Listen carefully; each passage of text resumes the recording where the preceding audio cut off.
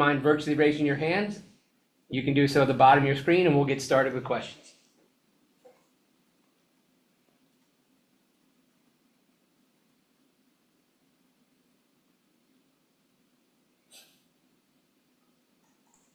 Alex, go ahead. What's going on, fellas? How are you guys? Good, thank you. Good. How's it going?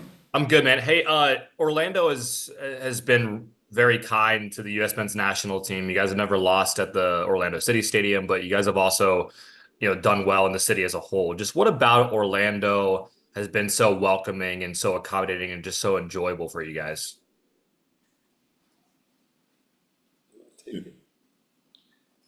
Yeah, no, Orlando's been obviously a great city. The fan support, first and foremost, I think has made it a fortress.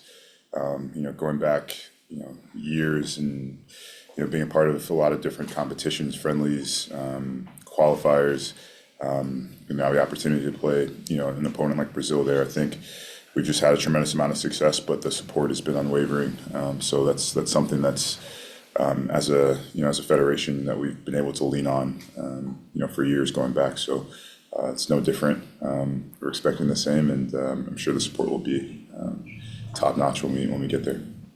Sean spent 2 years at the University of Central Florida. Matt Turner, the goalkeeper from the 2022 FIFA World Cup, made his first appearance for the national team in Orlando for a 7-0 win against Trinidad and Tobago. I caught it. Yeah, you did. My bad. Nick, go ahead. Hey guys, my question is for Sean. You just mentioned you're from UCF. So Sean, I'm just curious, getting to, come back to Orlando and be in front of this huge crowd. What does that mean to you? Yeah, Orlando's given me a lot, being in school there, played 2 seasons at UCF. It was pretty much kind of the start to my soccer career. Enjoyed my time down there. The school was great to me. For me, it was a platform that gave me the ability to do what I'm doing now. Very thankful for what Orlando's given me. Nick, if you have additional questions, that's fine. Same thing for Alex or anyone else. If you have more than one question, feel free to continue. So go ahead, Nick, if you have any more. Sorry. Okay, yeah. So Sean, have you talked with anyone from UCF? Anyone still in the area? Are they gonna try to come out to the game? Is there an excitement around? What are those conversations been like? No, I don't quite know anybody at UCF anymore. Unfortunately, I think a little bit past that. But no, I have some friends that are in the area. Some friends that obviously went to school with. Obviously still keep eyes on the program there. They've had some recent success over the past years. They've done extremely well. So looking forward to getting back. Obviously my family's not too far away either. So I think in all, it'll be nice to be back in Orlando. It always has been. So I'm looking forward to being back. Alex, go ahead. Matt, you're no stranger to both of you guys, but Matt, you've played in Camping World Stadium before. I believe it was the Chelsea match. But what about that venue and about the crowd do you remember? This venue, you just heard from Michael, it's going to be a top 3, possibly higher attendance in the history of Florida, one of the biggest states in the country. But just what do you remember about that environment, and what do you expect out of that stadium here in about a week? Yeah, and I won't just talk about that specific game. I think the whole time I was there with Arsenal, you felt the energy, how much the city loves the game. They want to see it played at the highest level, and when big time games come around, they seem to always show up. So I remember the energy in the crowd. I was a little nervous because I'd played against Everton, but then I was going in to play a few minutes against Chelsea, and for me it was a huge moment in preseason for Arsenal. So it's definitely a good memory. I got to play against Christian as well, and that was pretty cool for me. So just the energy, the love I felt. I mean, I've played obviously away at Orlando City as a New England Revolution player.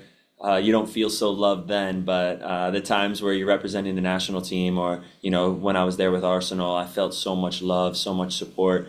My family did as well, which is really, really special. So it feels good to be able to go back to the city of Orlando. see hopefully lots of familiar faces and yeah, put on a good show. For those that just joined, if you wouldn't mind virtually raising your hand if you have questions, we'll be happy to let you in. Before we go back to Nick, Matt, if I could just ask you to talk about the game against Brazil and where it fits in for the U.S. team's preparations for Copa America and beyond. Yeah, obviously it's a huge game for us to play against Brazil. One of, if not the best national team in the world, one of the best national teams in the world. So playing against a quality opponent from top to bottom, I think it'll be a really good test for us in preparation for what we want to achieve when we step on the field in Copa America. We haven't had tons of experiences playing against South American teams, and even less playing against South American teams on our home soil. So we understand that in the United States, we have a lot of different cultural backgrounds. So when you're going up against the Brazil, you might see a lot of Brazilians in the crowd rather than a lot of Americans in the crowd. And that's okay. We have to get used to that and see what it's all about. But I think for us, the messaging is putting out a clear game plan in the friendly, being able to execute it and learn something from the game that we can take forward with us as experience in the tournament and use it so we can finish where we want to finish. When you talk about the challenge, all-time record against Brazil, 1-18-0. The lone win coming in 1998. Nick, go ahead. Going off that, Matt, big months coming up ahead, especially with Copa America. So how important is it to, put up a good showing against a quality opponent like Brazil? Yeah, it's absolutely important. I think that we, expect it from ourselves. We want to be considered one of the elites. We have to perform when we play against the elites. It's not the end all be all in a friendly, I have to say.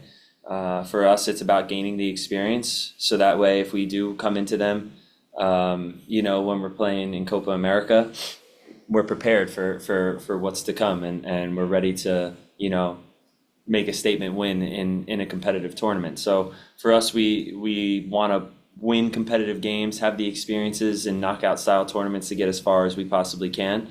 And yeah, this is a really good chance to do that. Ryan, go ahead.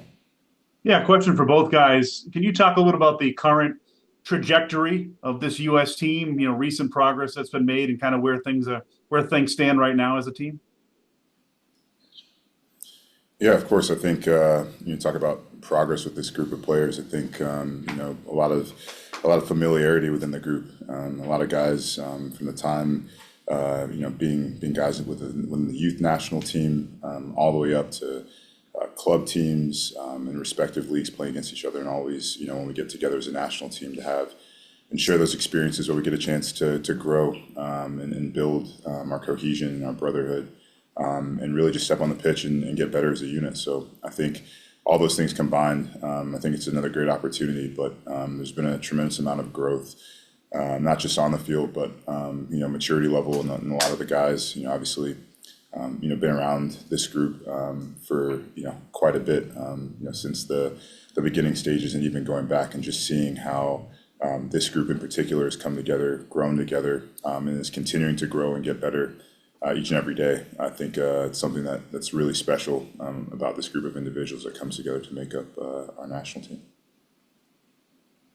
Thank you. 18 players on this 27-player roster were part of the 2022 FIFA World Cup roster. Do we have any more additional questions?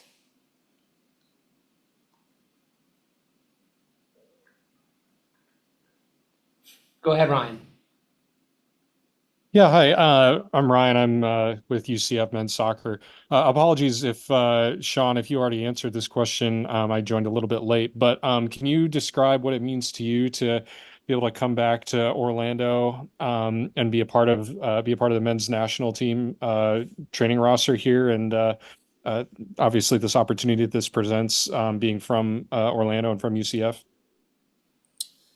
Yeah, obviously having my school, the 2 years that I was in school, or 2 seasons that I played at UCF, to come back I think somebody had asked a question earlier, being removed now for quite a bit, but still having, quite a few friends that are still in Orlando, in and around the general area. So it'll be nice to be back and be back in a place that gave me a lot as a foundation, as a professional. It's my, the collegiate years that I played there gave me some experiences that were invaluable to me as I was moving forward and navigating how I was going to get to the path of being a professional, which ultimately landed, with an opportunity in 2011 with the national team. That was my first, and ever since, just been putting one foot in front of the other, and just grateful to be here with this group of guys and continue trying to do something special. Absolutely. And just as a follow-up to that question, what would you say that your time at UCF did for your development to help you get to this point in your career? Yeah, again, it gave me the foundation. I think, as a freshman, stepping onto the pitch and playing against, quality opponents, much, that would move on and play professional soccer, to see what a different level was like, to get the training that I got there at UCF. At the time, I think it was just about experiences, especially as a goalkeeper.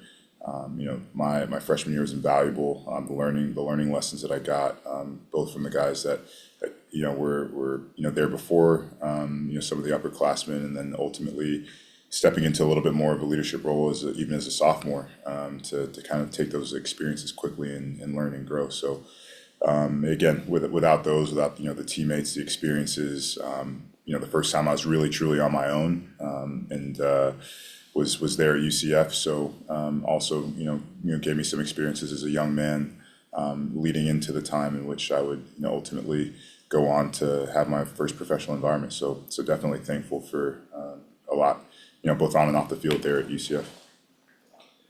Looks like we have one more question from Nick. All right. Yeah, sorry guys. I know you've heard a lot from me today. This is my last one though, and it's for both of you. It was mentioned earlier that there's a large amount of returning people from the World Cup roster. What would you say, like, how has this team grown and improved since that squad?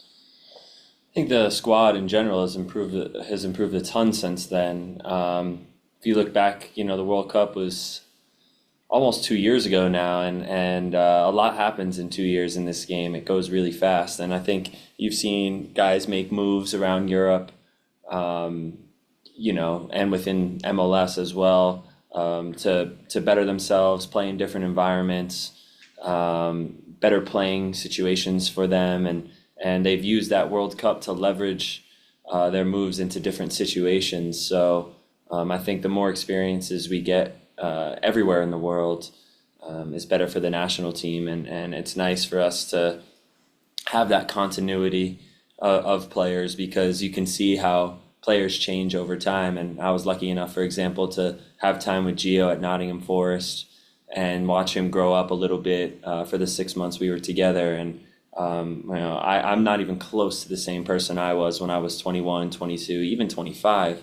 So, that time, those experiences, they change everybody. And I think, this team is trending in a really great direction of maturity, on the pitch and off.